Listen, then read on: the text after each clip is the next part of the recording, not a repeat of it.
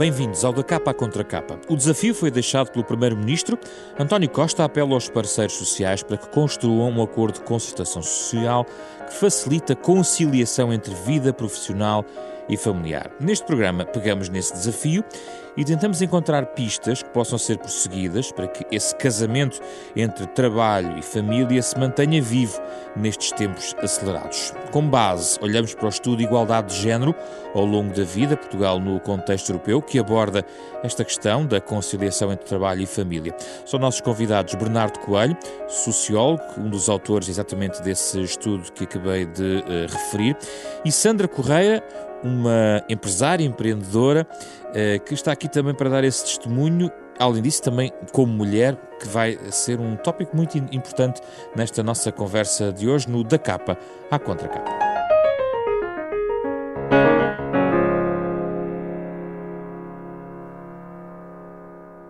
Bem-vindos, obrigado pela vossa presença. Vamos começar por factos. Bernardo Coelho tem a ver com esta parte do estudo que fala exatamente sobre a conciliação entre família e trabalho. Há lá uma parte que fala sobre isso.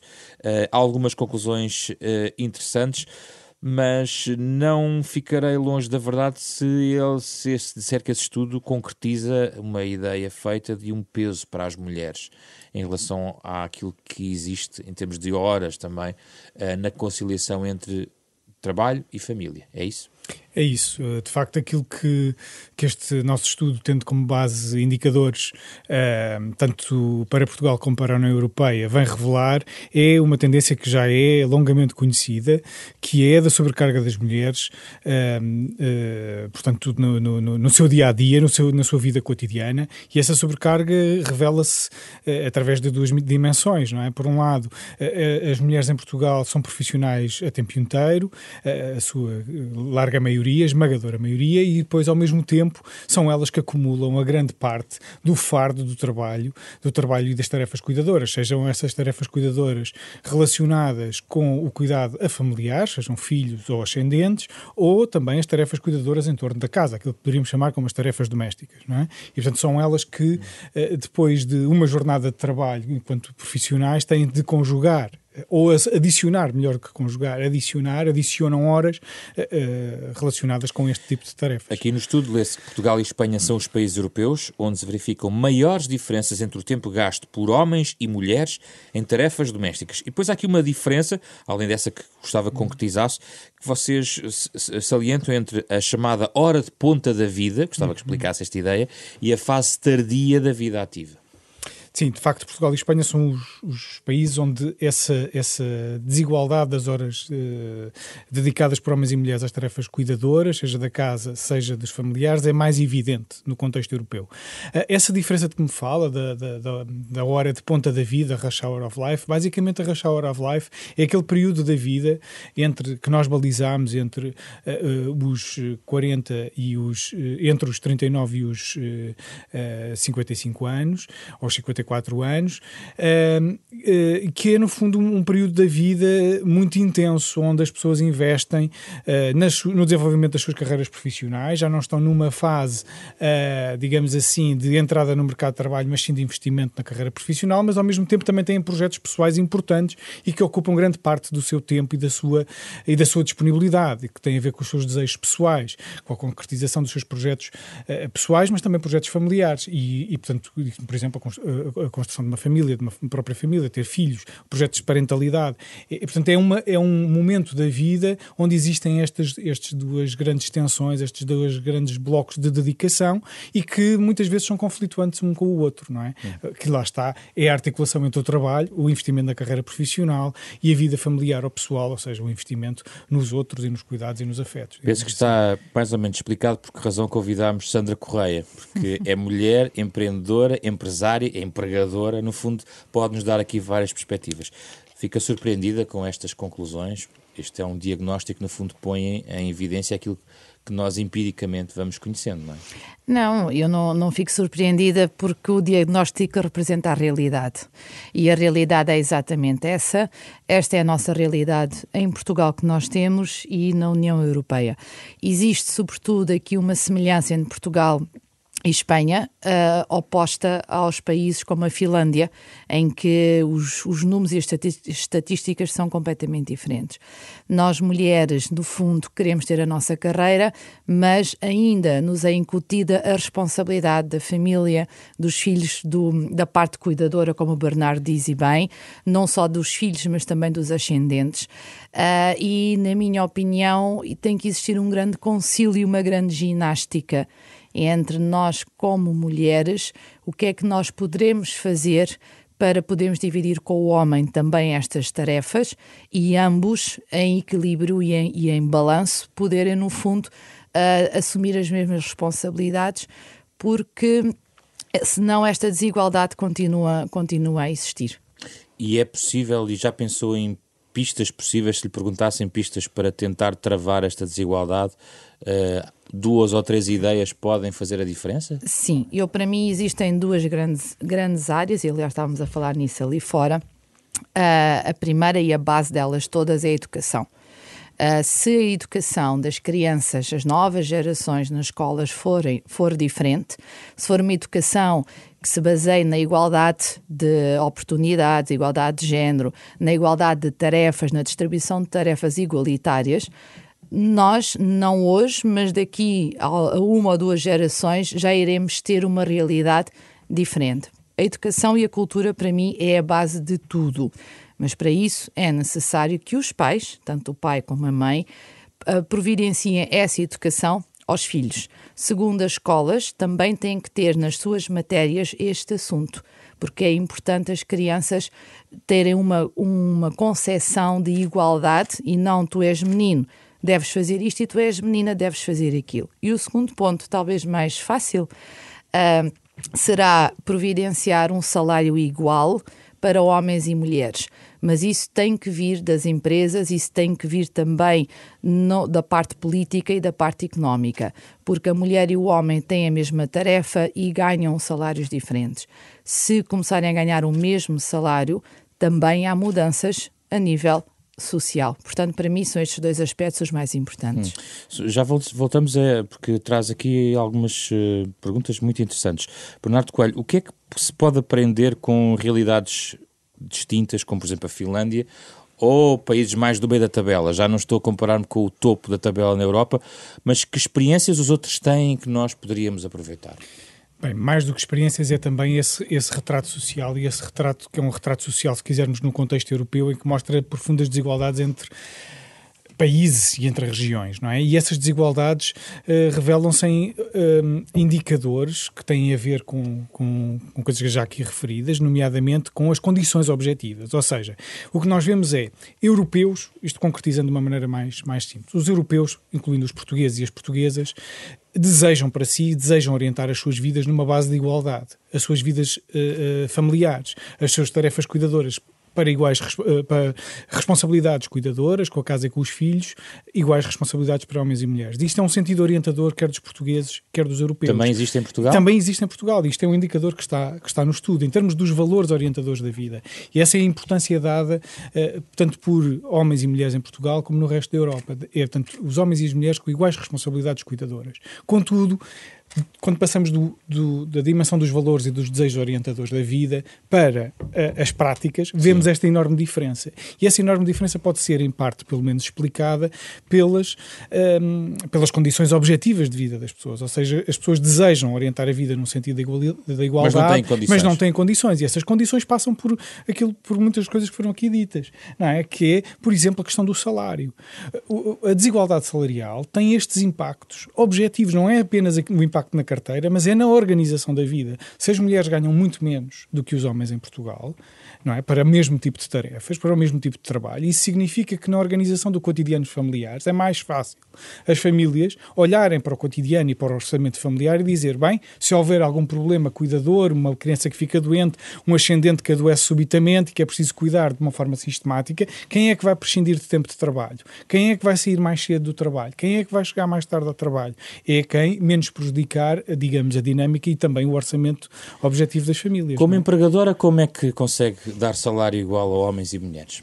É assim, nós no setor da cortiça conseguimos algo de inédito através da APCOR, a Associação Portuguesa de Cortiça, que conseguiu o mesmo salário igual para homens e mulheres.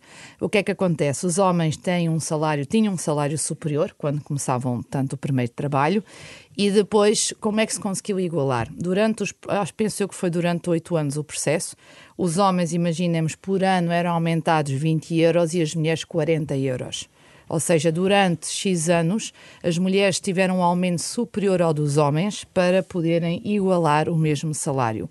Hoje, independentemente de ser homem ou mulher, em qualquer empresa no setor da cortiça, a pessoa que começa a trabalhar ganha o mesmo salário. E isto foi uma grande vitória que nós conseguimos no nosso setor. Porque assim, no setor da cortiça nós temos homens que trabalham com montacargas e temos mulheres que fazem uma escolha apurada das rolhas de cortiça. A mulher, pela sua sensibilidade, está direcionada para fazer a escolha da rolha da cortiça. O homem, pela sua força, estará direcionado para conduzir o montacargas. Mas entram os dois no mesmo, seja para uma área ou para outra, e acabam e ganham o mesmo salário. E será possível alargar isso a outras profissões, a outras atividades económicas? Plenamente possível. Eu acho que sim, porque aqui, independentemente da atividade que o colaborador vai desempenhar, ele ganha o mesmo salário. Então, é assim, eles começam com, imaginemos, o ordenado mínimo, não é? Homem e mulher.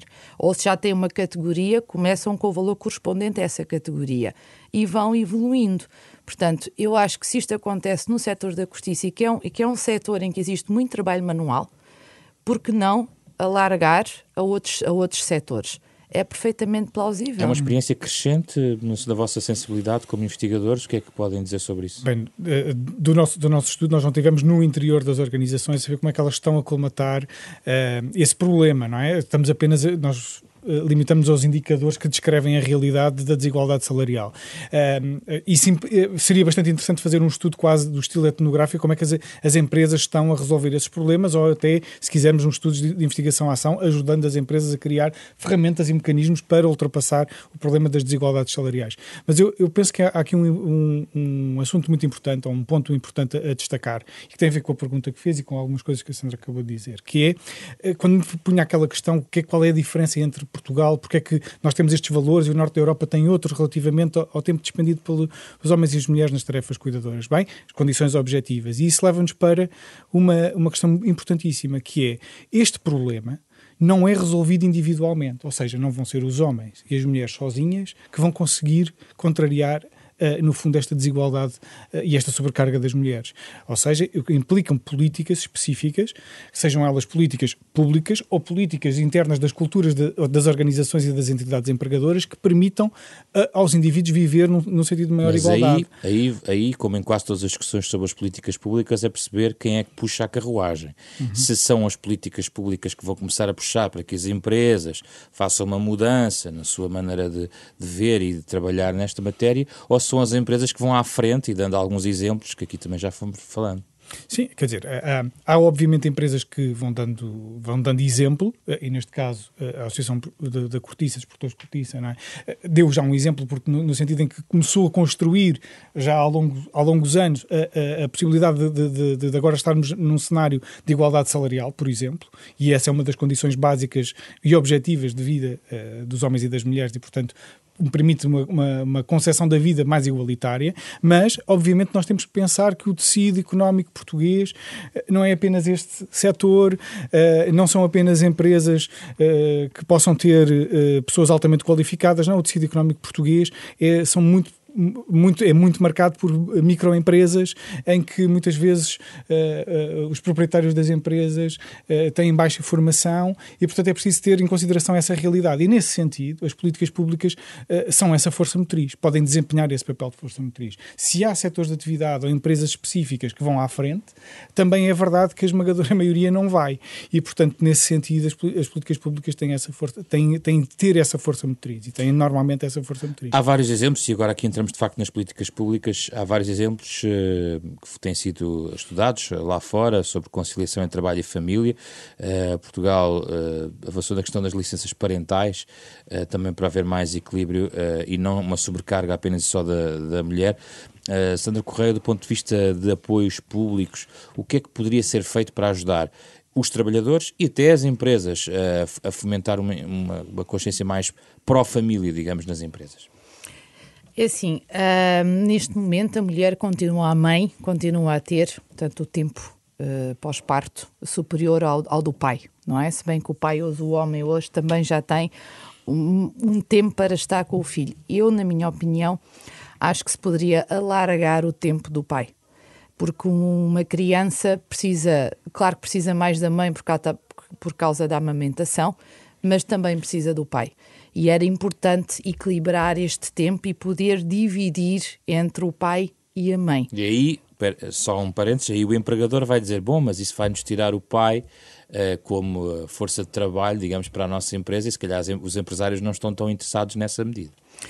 Isso agora vai depender da consciência de cada um. Voltando aqui um bocadinho ao assunto atrás, é a mesma coisa que eu, enquanto proprietária de uma empresa, eu não me interessa pagar o mesmo salário à mulher e ao homem, não é? Se eu posso pagar um salário inferior, porque é que eu vou estar a pagar o mesmo salário? Isto dentro da ótica de que o Bernardo falou há bocadinho. Portanto, é uma questão ética, é isso que está a falar? Portanto, é uma questão do ponto de vista do proprietário, do dono da empresa. O dono da empresa, se for uma pessoa como nós, que observa o mundo à sua volta, que observa os direitos, que observa que muitas vezes as respostas vêm através da meritocracia e não do género, eu até prefiro pagar um salário superior a alguém que me dá uma resposta no seu trabalho muito superior, através da sua meritocracia. Portanto, depende muito, é uma questão ética, depende muito da mentalidade do proprietário da empresa. Portanto, no caso também das licenças de maternidade ou paternidade, depende também muito da mentalidade do proprietário, porque se nós conseguirmos equilibrar, vamos lá ver, um homem produz tanto quanto uma mulher, ou uma mulher produz tanto quanto um homem. Podem ter, devido às suas características intrínsecas, atividades diferentes, como eu já exemplifiquei. Mas se eles estiverem satisfeitos, a empresa também vai ficar satisfeita. Porque, vamos ver uma coisa, nós dizemos, ok, a nossa empregada está grávida, pronto, agora vou ficar sem ela, não sei, com vários meses. Então, e se a pessoa ficar doente e entrar de baixa? É a mesma coisa, não se prevê. Isso tanto pode acontecer com homens ou com mulheres. Portanto, é exatamente a mesma situação, só que na maternidade nós já antecipámos isso e nas baixas nós não antecipamos isso. Portanto, aqui é uma questão de ética. Bernardo Coelho, vamos então a alguns instrumentos de políticas públicas e lançar aqui pistas sobre o que fazer. Quando chegarmos à prática, do ponto de vista dos instrumentos das políticas públicas, o que é que pode ser feito? Bem, já há largos anos que quer em Portugal, quer na Europa, se vem percebendo onde é que se pode investir nas políticas públicas para uma melhor articulação. E uma das coisas tem a ver com as licenças de parentalidade, já aqui referidas, portanto, o alargamento das licenças de parentalidade e tendencialmente iguais para homens e para mulheres e tendencialmente pagas, o melhor possível que possam ser.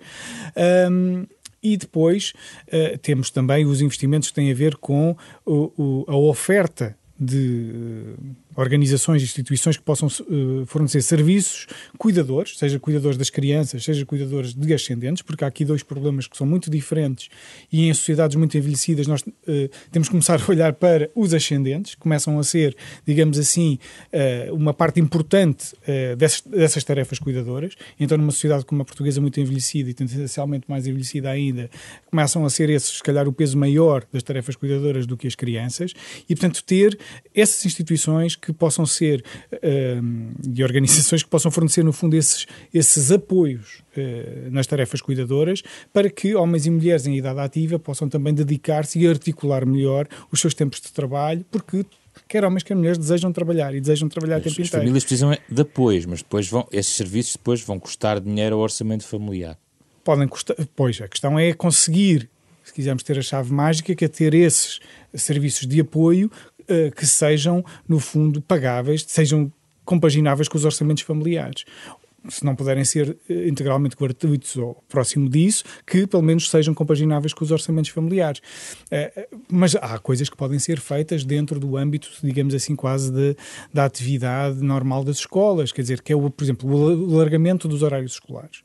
articulando isso melhor com os horários, no fundo, de trabalho dos pais e das mães, não é? E isso são facilitadores, são mecanismos facilitadores. Nós, quando temos a escola básica, que termina às 3 da tarde ou às 3:30 da tarde, e depois o que se tem para fazer desse momento, das 3:30 até às 6:30 ou coisa parecida, são atividades extracurriculares que já são pagas pelos pais, e isso induz dificuldades, não é?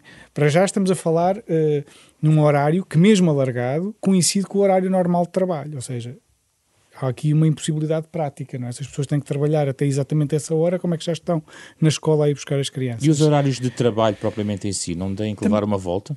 Pode, quer dizer, a questão aqui é olhar para o bolo e onde mexer. Será apenas do lado, digamos assim, do fornecimento dos serviços de apoio às crianças e de apoio aos ascendentes, ou será também do lado das organizações e das entidades empregadoras? Onde é que se tem que construir a flexibilidade? É apenas de um dos lados ou será dos dois? Bem, e desse ponto de vista, se calhar pensar estas coisas em âmbito de concertação social não é mal pensado, porque estarão todos os elementos sentados à mesma mesa, não é? E, portanto, podem pensar em conjunto como é que isso pode ser feito.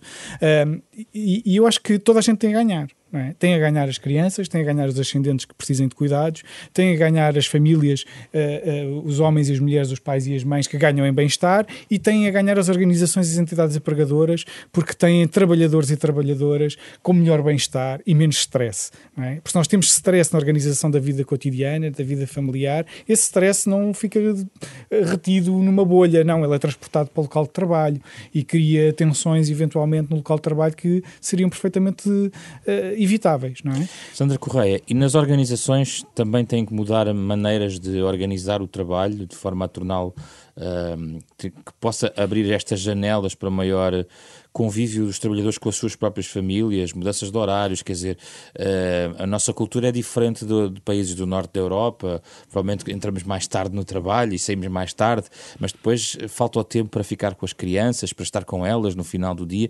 Poderia haver mexidas aí, e o que é que na prática boas ideias poderiam surgir? Claro que sim, pode ser tudo pode ser mexido e podemos alterar tudo. Por exemplo, na nossa empresa, na Nova Cortiça, nós iniciamos o trabalho às 8 da manhã e terminamos às 5 da tarde. Fazemos uma paragem à meia da manhã por volta das 10 para comer qualquer coisa, depois paramos entre a 1 e as 2 para a hora do almoço e depois inicia às 2 e termina às 5. Ora, a partir das 5 da tarde, os pais, as mães podem ter tempo, buscar as crianças ao ATL, podem tomar conta dos ascendentes, podem organizar a sua vida, chegar a casa a uma boa hora e ter tempo para estar com as crianças. Claro que no outro dia começam muito cedo, mas no Algarve nós temos o sol, acorda muito cedo e o dia é muito quente, sim, sobretudo no verão. E então esta é uma maneira de nós rentabilizarmos o trabalho mais durante a parte da manhã, aproveitar que está mais fresco, e depois durante a tarde terminarmos mais cedo. Isto muitas vezes há dúvida se estas medidas todas, podem alguns empregadores pensar, podem pôr em causa a produtividade dos trabalhadores ou não? Eu acho que não. O que pode pôr em causa a produtividade dos trabalhadores é, e como o Bernardo dizia aí bem, o stress que cada um acumula e leva para o seu local de trabalho. Já são aspectos externos à própria empresa ou ao próprio proprietário da empresa. Tem a ver com o trabalhador. Se a empresa proporcionar uma boa política de trabalho, horários de trabalho, um bem-estar, o trabalhador, a partir do momento em que entra na empresa, tem que deixar os seus problemas na porta da empresa, porque vai lá com um objetivo. E quando sair, então retoma a sua vida.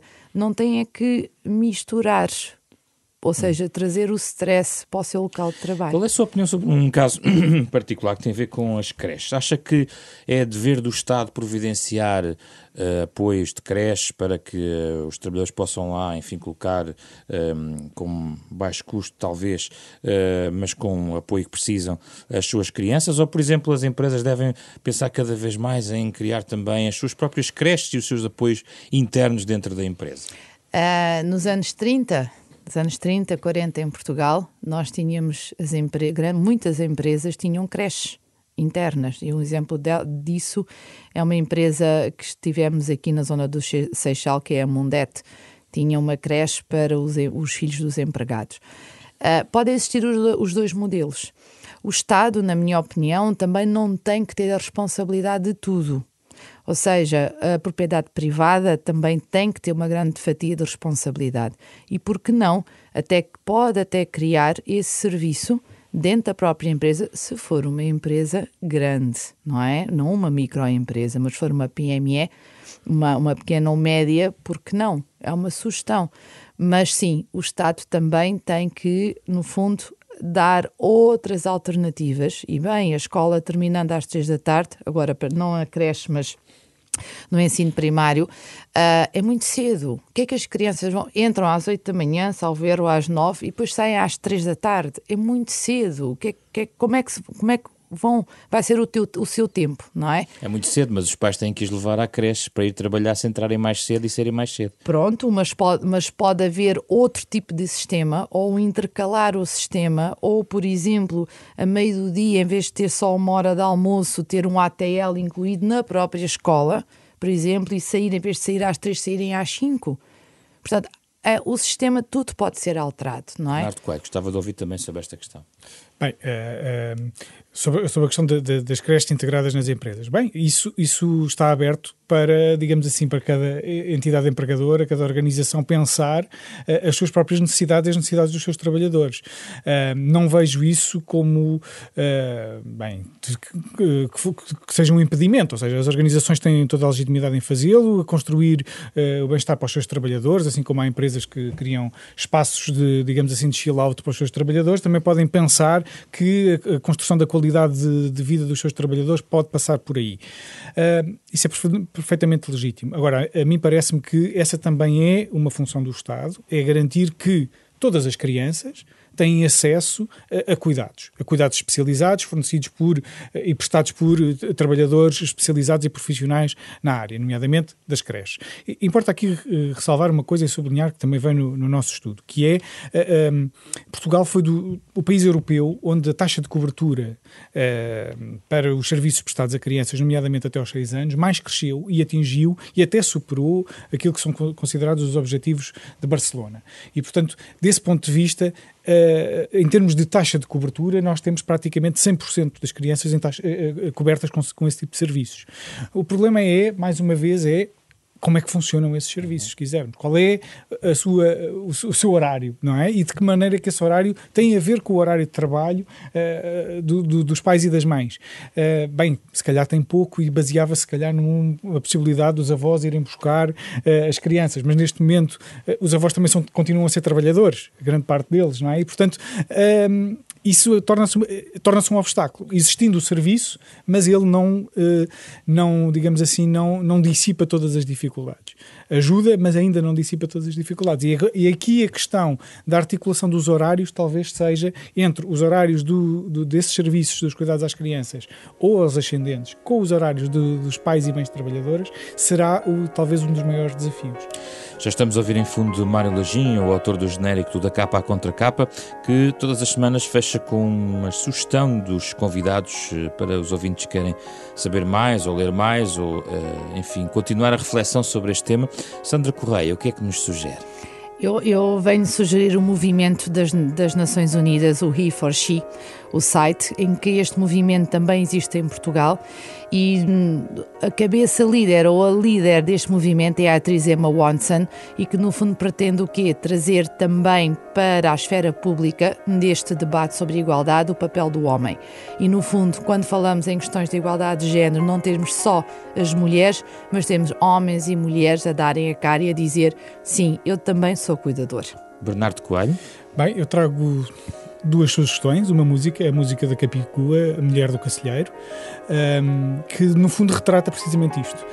Retrata o cotidiano de uma mulher que tem de deixar os seus filhos sozinhos em casa para apanhar o cacilheiro e vir trabalhar para Lisboa para cuidar das crianças de outra família.